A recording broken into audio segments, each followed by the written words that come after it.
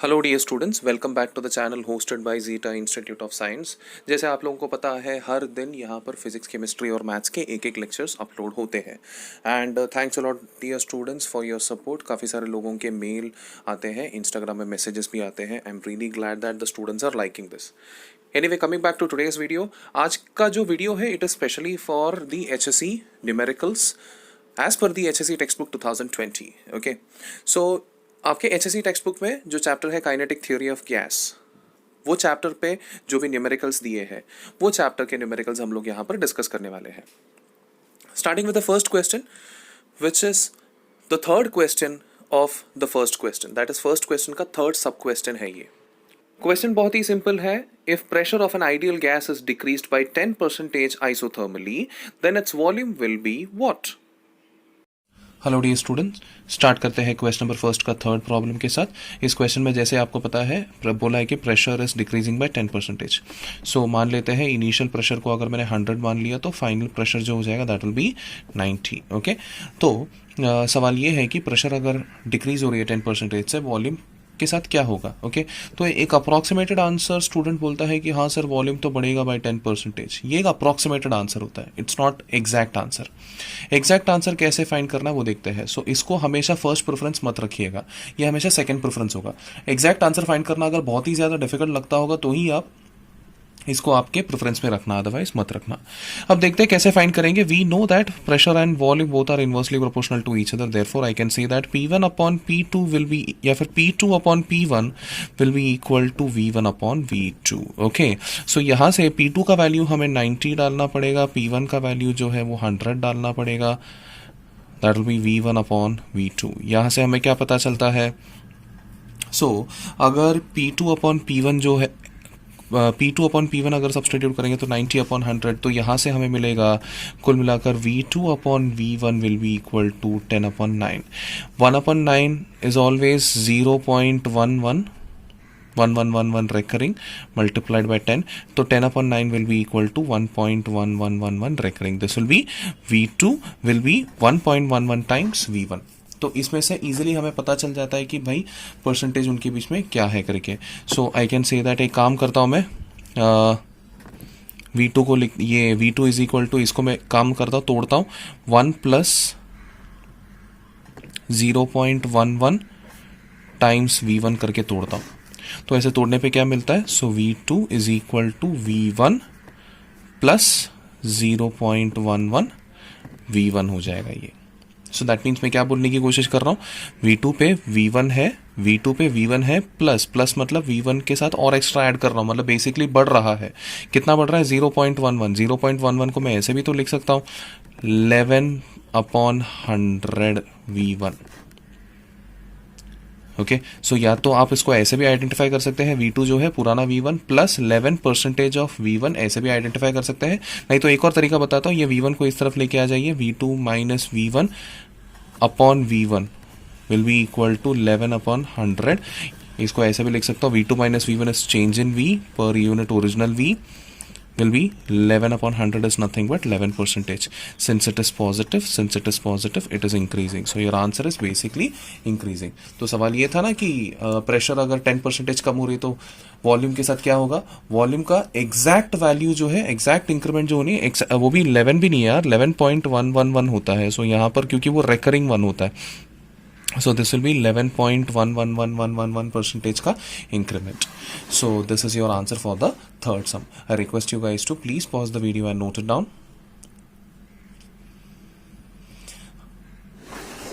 ये रहा, यहाँ पर भी नोट डाउन कर लीजिए।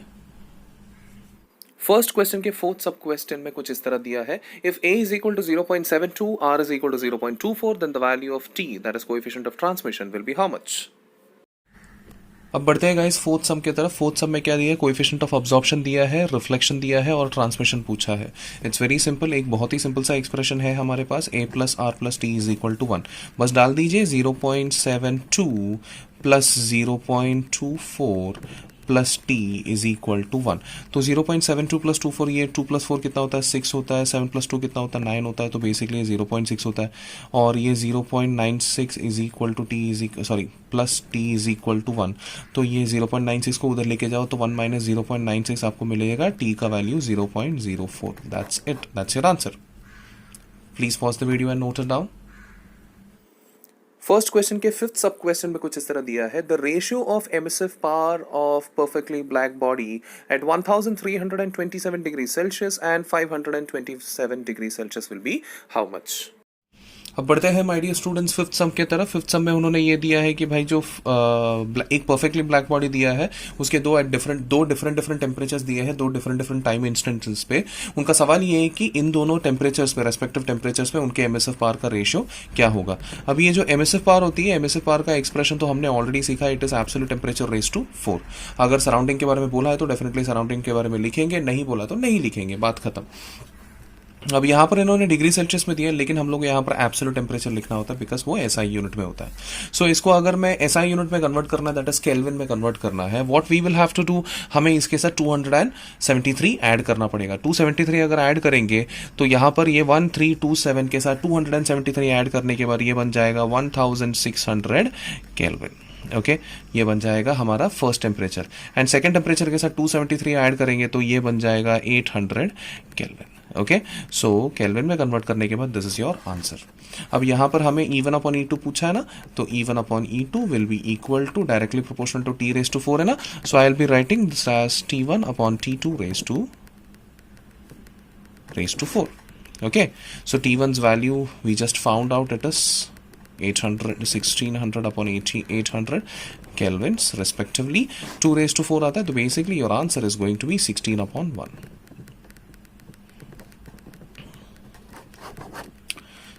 Please pause the video and note it down। अब बढ़ते हैं सेकेंड क्वेश्चन के फोर्थ सब क्वेश्चन के तरफ। क्वेश्चन कुछ इस तरह है, if the density of oxygen is 1.44 kg per meter cube at pressure of 10 raised to 5 Newton per meter square, find the root mean square velocity of oxygen molecules। So guys, in this question they have given us the density of oxygen molecule and the pressure at which that particular molecule is right now, and पूछा है कि RMS value क्या होगा। सी इसको solve करने का तरीका बहुत ही सिंपल है। पहले हम एक काम करेंगे, प्रेशर दिया है ना, तो प्रेशर के फॉर्मूले से स्टार्ट करेंगे, क्योंकि प्रेशर के फॉर्मूले के अंदर CRMS भी है। So it is basically 1/3 rho multiplied by CRMS square. हर बार CRMS लिखने से अच्छा मैं C स्क्वायर लिख लेता हूँ, because we know that whatever C that is velocity we are considering, that is going to be RMS velocity. Okay, so 1/3 rho के जगह पे काम कर देता हूँ, वैल्यू डाल देता हूँ, प्रेशर के जगह पे वैल्यू डाल देता हूँ। Pressure is 10 raised to 5, density कितना हो गया 1.44 मल्टीप्लाइड बाय C का स्क्वायर। सो कुल मिलाकर जो मेरा एक्सप्रेशन आएगा that will be somewhat like this, it will B 3 into 10 raised to 5 को मैं काम करता हूँ 30 इंटू 10 raised to 4 लिखता हूँ अपॉन 1.44, ये स्क्वायर भी इधर आ जाएगा, it will be square root, ये कुल मिलाकर आपका C का वैल्यू होगा। अभी एक एक करके इसको बाहर निकाल देते हैं। ये जो 1.44 है उसको अगर बाहर निकाल दिया तो 1.2 हो जाएगा। 10 raised to 4 जो है उसको बाहर निकाल दिया तो 10 raised to 2 हो जाएगा। देन ये जो 30 है उसको हमें बाहर निकालना है। सो गाइज, इसका कुल मिलाकर आंसर आपको आएगा, मैंने सॉल्व करके चेक कर लिया था side by side, it will B 4.564 into 10 raised to 2। Okay, और SI यूनिट तो आपको पता है मीटर पर सेकेंड ही होगा। That's your answer. Please pause the video and note it down. बढ़ते हैं 11th question from the second question. Calculate the ratio of mean square speeds of molecules of gas at 30 Kelvin and 120 Kelvin। इस question में उन्होंने two different temperatures दिया है, एक 30 kelvin and 120 kelvin. They are asking you what is the ratio of their velocities at these different temperatures.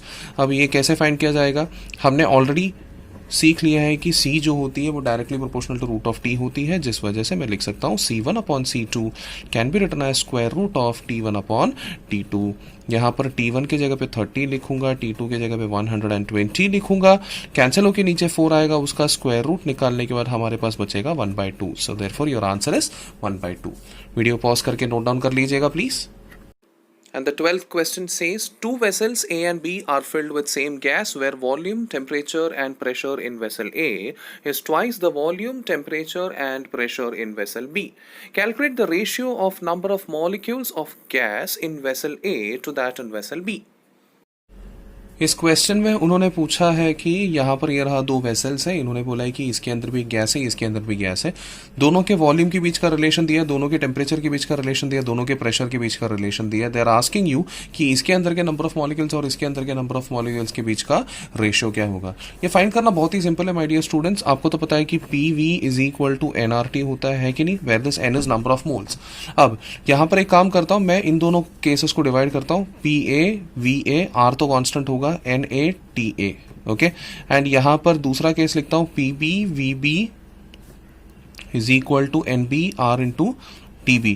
इन दोनों को divide करता हूं. यहां पर LHS में PA अपॉन PB आएगा. सो PA अपॉन PB की जगह पे क्या लिख सकता हूं, 2 लिख सकता हूं. यहां पर डिवाइड कर रहा हूं VA अपॉन VB की जगह पे भी 2 लिख सकता हूं क्योंकि VA is 2 times VB is equal to, यहां पर RHS में NA अपॉन NB आएगा जो हमें फाइंड करना है, multiplied by R upon R तो 1 आता है, multiplied by TA upon TB, यहाँ पर वो भी 2 टाइम्स है तो वो भी 2 आएगा. एक 2 कैंसिल हो जाएगा. फाइनली हमारे पास जो आंसर बचेगा that will be NA upon NB will be equal to 2 upon 1. Please note it down. 13th question says a gas in a cylinder is at pressure P if the masses of all molecules are made 1/3 of their original value and their speeds are doubled. Then find the resultant pressure. तो ये रहा एक scenario जहां पर initially pressure P था and then बाद में उसके अंदर के कुछ फैक्टर्स को चेंज किया है. मास को 1/3 बना दिया, स्पीड को 2 टाइम्स बढ़ा दिया हर एक मॉलिक्यूल के. तो प्रेशर में क्या फर्क आएगा ये पूछा है. ओके, अब सीधी सी बात है, हर एक मॉलिक्यूल के मास को अगर 1/3 बना दिया तो इसका मतलब ये होता है कि टोटल मास में भी वही सेम इफेक्ट होगा. That is total mass, second mass will be 1/3 of the first mass. And हर एक मॉलिक्यूल के वेलोसिटी को अगर चेंज किया तो टोटल वेलोसिटी मतलब कौन, RMS वेलोसिटी में भी वही सेम इफेक्ट आएगा. ये चीज आप ध्यान में रखना. ओके, अभी प्रेशर का एक्सप्रेशन क्या होता है, चलो P2 का एक्सप्रेशन लिख लेता हूँ. It is 1/3 ρ2 C2 square. रो के जगह पे लिखूंगा मैं mass upon volume. Okay, volume को चेंज करने के बारे में उन्होंने कुछ बोला ही नहीं है कि नहीं. This is P2. तो एक काम करता हूं, P2 इज इक्वल टू, ये M2 की जगह पे लिखता हूं 1/3 M1.